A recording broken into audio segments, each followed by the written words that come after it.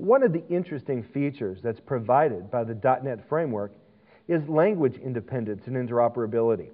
Now, this is actually a very exciting functionality because that means that no matter which language you use to create your .NET applications, you basically end up with the same compiled result.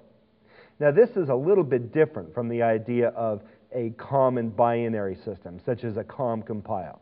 You remember that Visual C++ or earlier versions of Visual Basic can all compile COM objects, and those COM objects are essentially interoperable. But now we're really talking about a full-featured language integration. So using .NET, we have the ability to handle exceptions across language boundaries, debugging across language boundaries. You can debug something in Visual Basic .NET that was created in C#, for example, or vice versa. And these elements can be added to your applications, basically in whatever pieces and organizations that you want to. It's all essentially interchangeable.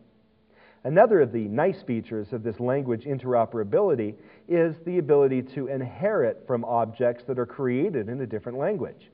Imagine, for example, creating base classes in C# and being able to derive from those base classes by using Visual Basic or another .NET compiler language. So this language interoperability really gives you the flexibility to choose a language based on the features and functionality that that language exposes. Now, another of the nice features is the interoperability with the Internet. The .NET framework really exposes the Internet very efficiently as one of its underlying services.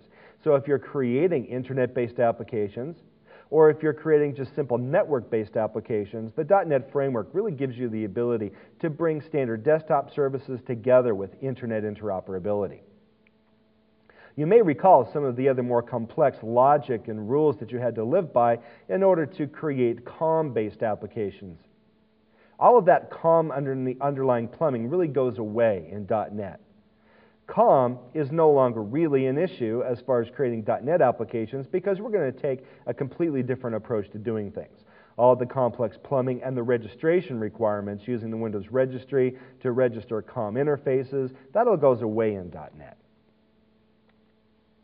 The Common Language Runtime, therefore, and the lack of COM registration really does simplify the process of application deployment.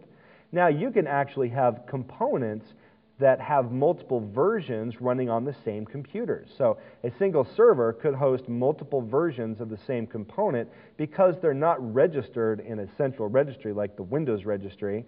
You have the ability to place these objects wherever you want to, and then just simply have the applications reference the namespaces and elements that you want to use. So it's a much more efficient approach for using multiple versions of the same object. It gives you a lot more flexibility. Remember that .NET is also based on current communication standards, such as XML, SOAP, and UDDI. You've got full implementation of modern current standards, network standards, etc., that are supported within the .NET environment.